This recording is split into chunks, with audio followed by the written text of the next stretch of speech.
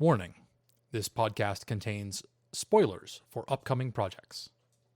Listen with caution.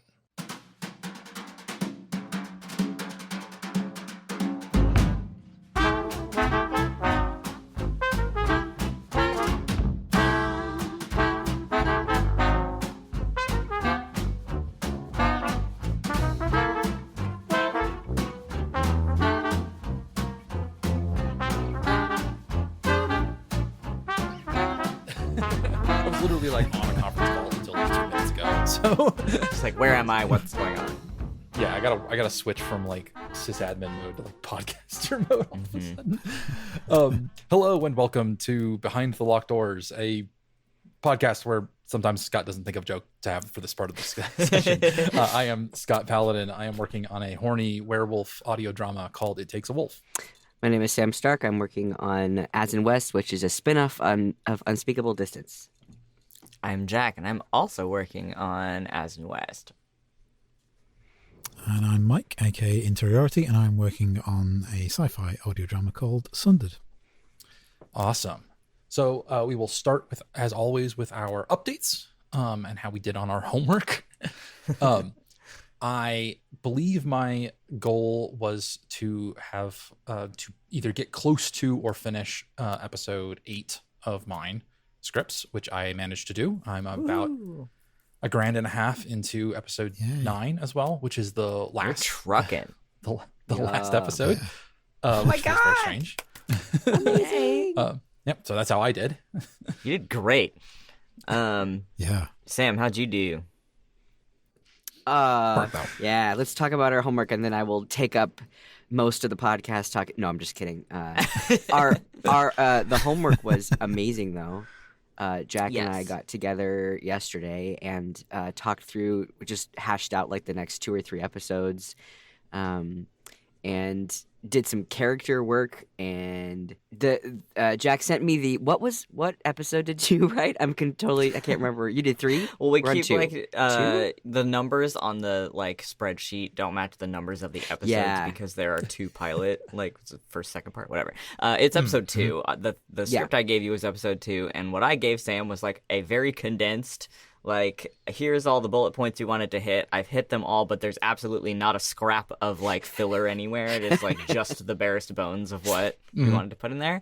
And we were talking a little bit about, like, how long we want actual episodes to run, generally speaking, and, like, what we want for the pacing, considering that the, like, overarching plot, there's, like, that urgency of we're trying to rescue someone from like a dangerous situation, but we also want like 9 or 10 episodes getting there somehow. So it's like, how do you balance that pacing to work out? Yeah. It was interesting. I was telling Jack that I wish that I could do this because the episode that they wrote is like every single major beat that I wanted in like the character conflict, but it happens so fast that like the audience wouldn't be able to like have emotional reactions. It's like the conflict comes like up the immediately. TikTok clips version of it's the episode. TikTok version of the episode. So like the conflict comes up and we don't even really have a moment to like process the conflict is happening, and then it's resolved, which is perfect because it's like a nice little outline already done. And what Jack wrote is probably going to span It'll over extend into the next episode. Yeah, it's going to be like almost 2.5 episodes worth of stuff. And that's great for me when it's time to write the next episode. So Cool. We can talk more about it, but yeah, the long story short is we did our homework, we had our meeting, and we know what we're doing for next time. Awesome. How about you, Interiority? Hey. Well, I spent most of the intervening period like choking on the dust that Scott has left us all. Literally, oh my God. right? As he just races towards the horizon. Like coughing, spluttering, kind of like wiping it from my eyes, kind of like, just knowing that I can't possibly compete. But thank God it's not a competition. I did. Oh, exactly. I did finish my first draft of episode 2. Oh my God, which is where I wanted to be, and made a start on episode 3. So yeah, amazing. So Actually, so you are that. gulping that dust down very handily. Yeah, you're doing great. Well, I'm trying to gain whatever nutrition I can, just because it has pervaded every kind of fiber of my being. Right. Yeah, I mean, episode 2 is going to need a lot of rewrites and work on it. It's a vomit draft, but I'm going to try and kind of get the next couple of episodes done with the momentum, and then come back and rewrite. Hell yeah. I have found something interesting that when I struggle, or if I'm kind of feeling kind of just a little bit blocked, I will invariably resort to silliness to try and get through it. So Scott also does that. There are sections of episode 2 that I've introduced a character called Dippy Fresh. He's a returning character from Disney's Gravity's Fault.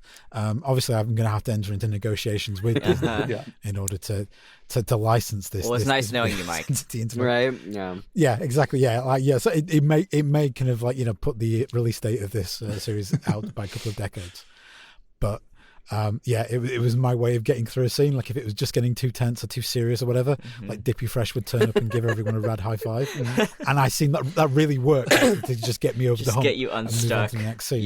Yeah. So if anyone else wants to take that on board, for a knowledge that the Disney Corporation do not condone this, then feel free. It's my gift to you. Excellent. Awesome. Gravity Falls, though, seriously, great show. Really great show. Very good show. I need to do a rewatch. It's been a minute, because that's a very good one. Yeah. Well, because I am closing in on being done with my not really first draft, almost 0th draft. Yeah. Because I'm gonna have to go back. I know I have to go back and make major revisions to a bunch of stuff. That means that some stuff is starting to get put on the calendar, though. About when some certain things will happen. So, I had checked with all of y'all. And it seems like the last Saturday of July is all good for you guys. So that is the day that I have chosen for what I'm going to call the virtual table read, where we're going to take about 4 hours, I think, and we're going to do a stream on the Library of Cursed Knowledge YouTube channel. And I'm probably going to write a quick Python program to randomize the people who sign up for it and the characters that they will be playing. Oh my God. And we'll go through the first couple of episodes and let people just read. Oh my God, that's so fun. And then the next week, or maybe it might have already started, it might be the next Monday, will be the first set of auditions. Oh my God. Will be opening up. So exciting. I will probably not have the sign-up sheet ready yet by the time that the audience hears this, but it'll come out sometime in the near future. And that's kind of a thing where people can just sign up, and we'll grab people and we'll probably do it through Riverside because it's got a streaming system. And that'll be fun. It'll be probably quite silly. Yeah. Yeah. What a great idea. So Scott pinged everybody in this call, hey, do you have this date available to do a thing for It Takes a Wolf, unspecified parentheses, close parentheses. And we were like, what the hell does that mean? That I'm so excited that it's a table read. That'll be so fun. Yeah, I wanted y'all's reactions a little bit, because I think it'll be fun. No, yeah, that'll be dope. I'm so excited. Yeah. But between then and now, I've got to finish the last episode, the last episode is so strange because it's the big fight, but also it's not really tense anymore because the climax of the story has happened in the last 2 episodes. The last 2 episodes, that's the proper climax of the story. This is all hyper violent denouement, really. Right. Okay. Which is a very strange genre to be in, but okay. Listen, I'll be very curious to see how you end up handling that. Ending stories is a whole separate skill from writing the rest of the story somehow. It's crazy. Yeah. Are you the kind of people that know your endings before you start, or does your ending come about as you, after you write it? That's a really good question. Depends on the story for me. Yeah. I have a tendency to cut the beginning and endings of everything. I like sort of inflection points where you come into a work and you can see the trajectory that we've been on up until this point, and then you see the turning point, and then we end right as you see, now from here I can map what happens, right? Sure. Which is kind of a cheap way to get out of actually having to do the hard work of writing a real ending. Well, no, I would say that is a way to really respect your audience's ability to do that projection and be like, we know what happens after this, so I don't have to tell you. Like, you get the fun of imagining it yourself, basically. Yeah. But yeah, other than that, it's like I said, with this particular one, I knew kind of. I don't want to say I knew because I just completely rewrote it recently, but I had certain elements of the climax, the fight, and then them getting together.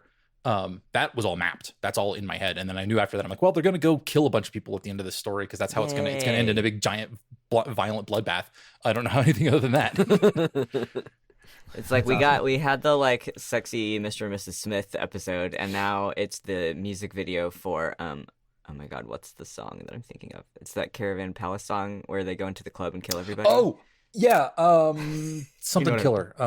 Yeah. Yeah. Oh my god, what's no, Lone Digger. Lone Digger. Lone Digger. I know exactly you. what you're talking about. Yeah. Scott, I knew you would have me. yeah, we are on the same wavelength. I will have to go look that up. I have no idea what you're talking about. It's a great song, and the music video it's a very good dope. song, and the video is dope, but it's also kind of a lot. Oh man, everything is happening the most. It's so good. Yeah. I was wondering about the endings because I don't think that I've ever written anything long form that I didn't know the exact ending when I started.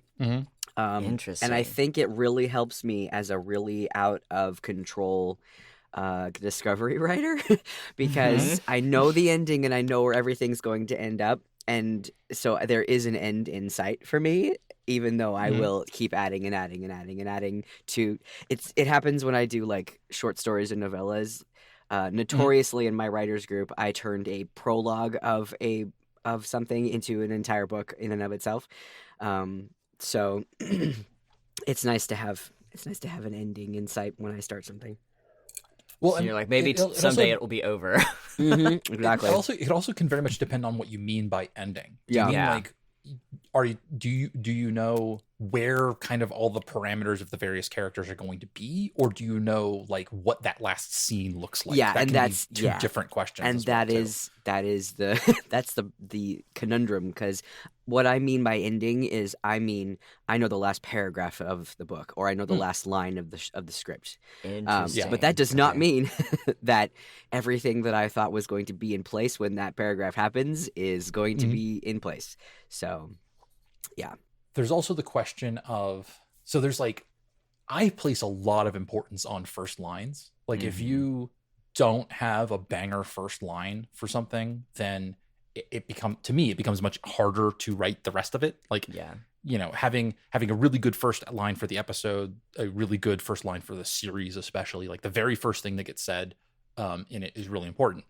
And I know that that you could also look at last lines the same way of like, how does it, like, what are we ending on? Like, what's that like last, the punctuation on the end of the story, right? Like, how do we fade out? And I sometimes feel like my stuff, at least as I'm writing it, feels more like one of those 80s songs where they just slowly turn the volume down and it just goes away. Fade out in a book. Oh yeah. Yeah. It's very effective. It's like, rather than like an actual sharp, like, okay, well, here's the thing, you know? Yeah. Interesting.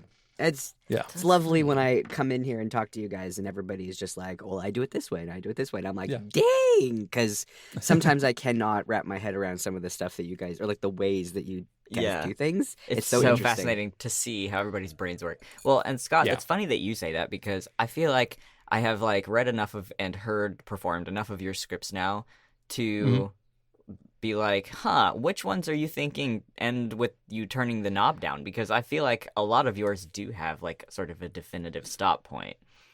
So the answer is that I feel like rarely do I feel like I have like that punch at the end. And that's just from the person being inside. Like it has a point where it stops, of course, but it's not I guess fade out's maybe the wrong word. It's like the energy, or I don't know. Like I don't feel like I have something in my head that I'm like, this is a banger ending line. You know? Okay, like, I see what you're saying.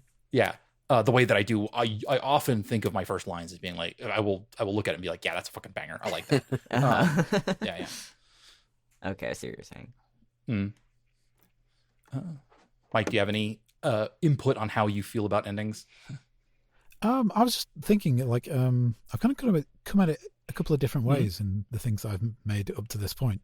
So there's definitely been certain things I've written where I've gone, yes, this is the end line, and I want to get here by any means that I can, and I established that as the point to aim for and go for it. And it's usually like a what I think is a banger ending line, and I'll do it that way. The first thing I made, I very intentionally wrote it so it ended on the inflection point where it's like the circumstances have changed, the thing that I think is important has happened already. There is more to the story, and like traditionally you would see it, but I don't think you need to. At that point, it's just, it becomes like a I think I even, like, even when I was trying to defend it at the time, I was using like a Martin Scorsese reference, saying kind of like in Raging Bull, like the final title fight, you don't actually see it. The camera just lifts away from the ring, and because it's like, it's not important like the actual fight itself, like it's the journey up to this point. And you kind of see him kind of like going into the ring, and it's like that's all you need. As an audience, and that's about. So I kind of want to reflect that can be about focusing your audience on what you want them to be paying attention to, for sure. But for Sundered, it's kind of difficult because there's a couple of different kind of ending points that I've got as part of it, because I'm envisioning it as a multiple season series. So like there is the end point, which I've got an idea of, and then there is the end point of the first season, which I also have an idea of. And when I say an idea of, there are certain things I kind of want to happen. But it's usually kind of like, in a plot sense. Like the things, like these things happening, who they're going to happen to, who initiates them, who's around them at the time, etc., and what's the emotional state of everyone involved is a little bit more nebulous. And that's the stuff I'm going to be finding out as I write towards it, I think. Like, there are specific kind of like, historical events and stuff like that have to happen. But like, the state of the world around that at the time is a little bit up for grabs at the moment. So not too sure how I feel about that. Like I feel like I would like some more certainty of it, but it is just because it is the longest thing by far that I've ever tried to write. I'm trying to give myself enough space to kind of actually discover a lot more, rather than deciding it too early in the process. Well, and there's definitely something to be said for giving yourself, you as the writer, giving yourself some space to discover and figure out new things, and have like sometimes the anticipation of not knowing can also be a good thing, of like, it gives you a little bit more creative freedom. It gives you also something to look forward to find out the things that are going to happen down the road. You can take bigger swings at stuff because you're like, I'm not locked into the world state being a specific way at the end. Yeah, exactly. And because this, like, very specifically is quite a thematic work, like I have a lot of stuff that I want to touch upon and talk about, and kind of like the stories. I also don't want it to be didactic. So like there isn't like a particular lesson I want to impart onto the reader and hit them over the head with it by the end of it. I'm just going to say, I want to explore this area with these characters, and it will probably take me down unexpected routes and ways. So there isn't like a set conclusion or a set kind of like sledgehammer of a moral that I want to end the things on. It's just going to be dependent on where the journey takes us. So, and there's that, and that's, I think that could be really important for like the idea of, you discover where the themes and what the important parts of the story and what symbolism is there. Like sometimes afterwards you go, oh, okay, this is what this is about. I wrote the whole thing and I knew the plot and whatever, but now I know what it's about. It can be fun too. It's so funny. It really is like that sometimes. Writing as in West, I don't have any like themes. It's more like a love letter to all of the hilarious sci-fi stuff I've ever. It's almost like, man, I love that one episode of The Mandalorian so much, it made me want to write a thing. Or I love Murderbot so much, I wanted to write a thing. And I should get it's into just Murderbot. like, oh, please do, so I can scream at you about it. But and an Andor, especially Andor, it's like, and again, As in West is nothing like Andor, but I guess the theme is just I want to like make something that's fun and entertaining and maybe poignant and sad and nice to listen to. It's going to be all of those things, and I think we are going to have themes that emerge as we write through it. Of like people like finding similarities with each other where there seem to be none, or like having to prioritize what is important when you have this like goal in front of you that you've both agreed is A, urgent, and B, like not something you can give up on, and you have to keep pushing towards it. But all of these other things are dragging you back and distracting you. Yep. And you have to figure out a way for it anyways. I don't know. Like, we're gonna hit them. Like, the themes are going to hit us as we as we go through. Yeah. It's just really inspiring to listen to you, Scott, and you, Mike, like talk about like your process, because you always have like these kind of overarching things that you're trying to like not really write to, but like you feel, to me it feels like you have this way better like this big picture, like this idea, you know, and I'm like, I just want to write these guys in space, you know, trying to do some things, you know, like they're just little but guys. The trade-off is that like you get the freedom of doing a thing and then finding out what you were doing at the end. Whereas when you set out with things in mind, you say like, I am going to write about this, and I'm going to write about this, and I'm going to write about this, and then if you don't do it, like if it's not there, you then are faced with the decision of, well, do I abandon my plan and go for something else? Do I go back in and rewrite to add those things back in? Like I know that one of my big revisions is to go back in and look for places where I can add additional class warfare stuff at various spots, because I didn't hit that enough. So it's like, okay, well, this is a theme that I had in mind that I was really thinking about, but I never found the spot to put it in. So now I'm going to have to either find those spots, you know, come in with a crowbar and make spots to put them, or I'll have to abandon that idea. Just cut and that's a decision. Entirely. Yeah. Whereas it can be much easier the other way around, where you're like, oh, I've written this thing, and now I see, oh, look, it's got a really strong theme of togetherness and like forgiveness or something like that. And you're like, oh, okay, well, cool. Now I can lean into that rather than trying to like make the decision of like, well, this doesn't fit my plan. You didn't have a plan. You just discovered it. The epitome of discovery writing. Absolutely. Yeah. That's all me. That's me to a T. Well, and it has its place. I mean, like you can find I'll admit, like right now I'm doing more planning in the thematic realm than I have in the past. Most of the time I'm just kind of like, I have an idea, I'm just going to do it, and then I find out what it is at the end, kind of like you're talking about. Or you write your script 4 or 5 times and then be like, okay, here's the actual episode I wanted to write. It took me a few attempts to get there. Oh yeah, 100%. Throw everything out and start over. Yep. Which was it the Noodle Shop episode in season 3 or 4 of Breathing Space, where you're like, I have like wiped everything out of this document like 4 times, because every time I start writing it, I'm like, wait, this is still not the episode I wanted to write. Yeah, I think I can't remember the exact number of times, but it was probably 4 or 5 grand worth of words of various attempts, and like starting and like getting far into an episode, and and some of those would have been interesting. There was one that was a straight up Hallmark episode where like high powered lawyer comes back from her job in the city to like take over her dead dad's noodle shop. Oh my goodness. And then like her childhood friends there. Yeah, it was the whole thing. See, I would read that fan fiction if somebody wanted to write that. 100%. Well, I'm saying like that's a really solid idea. It's just that I couldn't. It wasn't the thing. It didn't have a heart you actually or whatever writing. I needed to. And and then I just had to go back and go, and that was discovering what it was more about, like how do you deal with the baggage you have with somebody who means a lot to you, is a different theme entirely, and that's cool, and I really like what it ended up with. But yeah, there was stuff in the trash at the end. Yeah, well, not even in the trash, but in your like, I'll pillage this for parts later bin. Yes. You know? Yeah, maybe. I mean, yeah. Those you can those still write documents. that Hallmark movie sometime. I could. Yeah. Who knows? I think you should. Season 2. There's a whole conversation as well, because you brought this up, Mike, about like you're planning for your second season already. Like you're thinking about what doors to leave open, what things to sit there.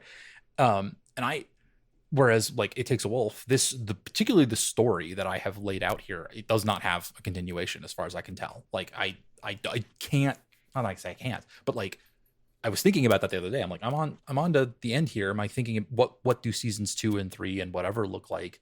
And I have ideas in those regards, but I'm like, I think that this particular story may be done. I might have to do what's the True Detective or American Horror Story, where they start up a new thing each time. And that comes in part from the fact that I planned the story out as a whole, and so the approach of how do you, when you're sitting down and thinking about the ending, to come back to that idea, are you specifically planning it to be an ending, or is it a like, well, and then next episode 2 continue, things like that. So really interesting. As in West is not going to have a season 2. Absolutely. Speaking that into existence, we are going to. Well, we're going to rescue Simmons, and that is the end. That's there's it. Not That's more the stuff end. After we rescue Simmons. Yeah. I mean, you could, but like having the idea that this is what you're doing. Like I'm not saying like you could write it in such a way that you absolutely could write a season 2. Like you don't have to have Simmons as like a goal. You can come up with new goals and stuff like that. Yeah. But I think there's also value in saying like, no, this is what we're doing. We're going to do whatever. I think you guys are saying 10 episodes. Is that right? 10. Who knows at this point? We're going to do X number of episodes, and we're going to put everything. We're going to leave everything out on the field. We're not going to hold anything back. We're going to do all the things we want to do, and then we're done. Yeah. And that actually is. I mean, I'm not going to say it's perfectly valid. I mean, like that's a great way to do it if that's what you want to do. Like if that's the goal that you've set for yourself, then like knowing it and not compromising, not like leaving out little tendrils and talking about, well, maybe there's a season 2, just being like, no, we're done. Yeah, it's having the clarity of purpose is really good. It's the Penny Dreadful way. It's the we have an idea, we're going to do a thing, and we're going to do it, and then we're done. There is absolutely room to like, they decide to go against the big, huge, terrible. Yeah. Wow. Yeah. What is preservation? Like take go down against the preservation from. Start the rebellion. Make it real Star Wars. Like it. Yeah. We could definitely go full do that. Star Wars. Exactly. But I have no desire to do that. I really just want to save Simmons, and that's it. Yeah. I mean that's great. Like, I think you're. Sorry. Oh, go. Yeah. No, I think you're solving like a real narrative problem by doing that, because the moment you save Simmons just draws all the focus. Like whatever you do afterwards would just have to be like, it's not As and West. It's just the Simmons show. It's just the Simmons show. So then we have to start planning for Simmons season 1. Yeah, exactly. Right, exactly. Like I'm thinking multi-camera sitcom sort of stuff. No, we were talking about that. We were like, I mean, Simmons is such a magnetic character that like once he's on screen, that's all anybody wants to look at. I don't give a fuck about As and West. So we're like, okay, well, how long do we want the story to continue after we rescue him? Or do we even want to get the camera on the moment where we unseal the door? You know what I'm saying? Like, where's the end point? We spoke about this. I think on the podcast a number of episodes ago.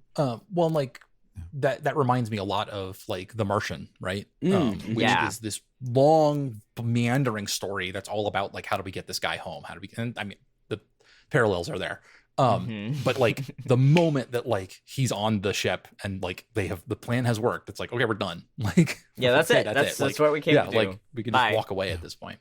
That being said, having a magnetic secondary character that you can call up to the first string for your second season if you want to move on to something else, is something to keep in mind. As I sort of think about, like I said, I'm not committing to doing multiple seasons of It Takes a Wolf because I don't know. I don't even know if we're going to actually make the first season the way I want to, because that will be whether or not people want to give me some money to do it, because I do want to pay people. I do want to pay people, and so crowdfunding is a big open question mark right now.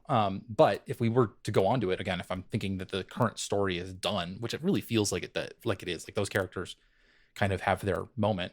But I'm looking at my secondary roster of characters, and I'm like, Arcadia, the Fiend, Endless Wager, the Madam. Like there are a couple of characters I could call up to the front line. I think that could carry a season if I needed them to. So maybe there's. If you decide you want to explore that world further and spend more time there, you can. And the world isn't what calls me. It would be the characters at this point. I think that's kind of that's the thing that really. Like it would be like, hey, do I want to hear more from this character? And I think that some of them actually, I think they've got legs. So that's always a really scary thing though, because then you run the risk of doing the Death Note thing. People get so like attached to the first story and the characters and everything, and then you're for whatever reasons you continue it because it's so successful, but it's just it's like a different show because it's like you're focusing on Supernatural different... that ran for what? Yeah, there you go. But seasons? at least it's the same characters through the whole thing. Like with Death Note, the mangaka for Death Note was like, once L is dead, it's done. Like that's the end of the whole thing, and Light wins. But then, like, you know, the powers that be were like, we can't have an ending like that. Oh my god! And so he had to like create new characters and like make a whole other like arc of this story. And not that it didn't do well. I mean, it's fine, but like you can tell that there was a very like purposeful. This is the story, and then I got to keep going. So I'm always really scared. I'm always really scared when I have an idea when something is gonna finish. If I have to keep going, like that's terrifying to me. Like I said before, I always have an ending in sight when I start something. So, yeah. And then it becomes a question of like, in that case, it's like, do you make a clean break or not? Yeah. Like, are we? Yeah, it's season 2 of the same show, but like it's totally different story. though. Yeah. Where it's like this is not the same thing, right? Like we're following new characters, we're in a new place, we're doing a new thing. That is a place where like, okay, we're telling stories in the same universe. We're carrying over our, title song or whatever, but like mostly it's a new story. Yeah. Following a new thing. It's a little bit more like an anthology where like, like the stories in Breathing Space are related and there are through lines that connect over the course of 4 seasons, but like every episode is its own thing and it's supposed to stand on its own. And so it's like, we you don't have to worry too much about like, well, are people going to follow us from one episode to the next? It's like, no, that's the whole point is that you're going to follow the thematic through lines and stuff. Yeah. Okay. Well, let's go ahead and set our goals for the next 2 weeks. I, as normal, will go first. I have family in town next week, so I will probably not be particularly effective. So my goal is to get, again, sort of within spitting distance or to finish episode 9 by the time that we meet, which will be 2 weeks from now. So I think I probably can get, again, I'm gonna lose a week in there where I won't get much done. But I think I'm making a decent clip here. So hopefully I can get that far. Yeah. You're chugging. Sam, Sam and or Jack. Yeah, I almost said as. I'm sorry. One of you bitches. I don't know. One of you people. Character name. I don't know. I think that we both have homework that we have to do. Mm-hmm. So my specific thing, because I have the entire month of June available now. I'm going to try and make things easier on Jack, where I'm going to like update I have an Excel spreadsheet of like what each episode, like the loose themes and the two storylines happening for each episode. I have it all written out. But like as loosely the beats we want to hit. Yes. But of course, as we're writing it, things are changing slightly, just slightly though. So I think I'm going to go in there and like update everything and make sure that it's all in, like the things that are happening in the right episode. It's like current with the draft that we're producing. And then I'm going to put that in a Google folder so that it's easy for Jack to just get in there whenever they need it. And also I have like a character list and people that I'm thinking of casting for everybody. And I need to update that because we definitely talked about how we might need Scott. Scott, we might need you. We might need you to be gruff and tough. Do I get to die? No, unfortunately you do not. But you get to be gruff and tough, and I need you to pretend that you have a cigar in your mouth. So that kind of character. Can you clench your teeth around a fake cigar? Yes. That's what's neat. But because I think I've talked about this before, but I usually cast in my head. If there's somebody I know that can play somebody that I'm writing, I'll cast them in my head before I even start writing them. And there's so many characters in this that I've already casted, so I have to make that list and have to put it in the Google Doc for Jack. And then I'm probably going to start working on little bits of the next episode.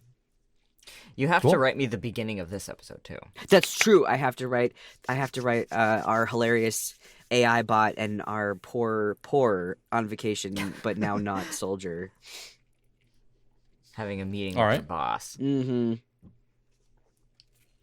Yeah. So, and then my homework is to kind of take the draft that I've just written in both hands and stretch it and like make it an episode and a half or 2 episodes long. So I can work on that. That is easy. What I told Sam last night when we were talking is like, it's very easy for me to make things longer. It's so hard to cut. So I would always prefer to start with something that is shorter and be told it needs to be longer than to be like, you need to cut 1,000 words from this. And I'll be like, oh my God. Yeah, that's fine. I can do that. All right. How about you, Mike? Well, I think I'm going to aim to try and get significant progress on episode 3. I'd love to be able to say I'd have episode 3 done by next time, but I have some family stuff in between, which like you, and it's also my birthday. Yeah, oh my God, as well. So happy birthday! I'm going to be taking a couple of days to celebrate becoming even. Yay! So that and the effects thereof may have a detrimental impact on how many words I write. Sure, but like I feel like I've got a bit of momentum now, so I don't want to give up completely. So hopefully I'll be like half, 2/3 of the way through. We'll see how we go. Okay, nice. Cool. And then audience, mark on your calendars the last Saturday of July, which I think is the 20-something. 20-something. The 20-something. Yeah. Yep. Just like this is the 0th draft. I've gotta actually like. Is that 2025? Yeah. Okay. So that's 27th of. No, wait. No, that's. Why do you start on Mondays? That's the worst way to do it. Okay. No, it's the 26th of July. Hell? Excuse me. I'm not used to start. Monday is not the start of the week. Sunday is the start of the week. This has been foretold. Anyway. Yeah. So 26th of July, we're going to do the virtual tabletop or virtual table read. I will put a sign out sheet somewhere where people can get to it closer, and we'll talk about it again at that point. It'll be like an open sign up where people can just jump in, and depending on how many people we get, we'll like cycle people in or out. We'll see. It's going to be fun. And fun. Awesome. We will catch y'all in 2 weeks. Bye. Bye, guys. Bye.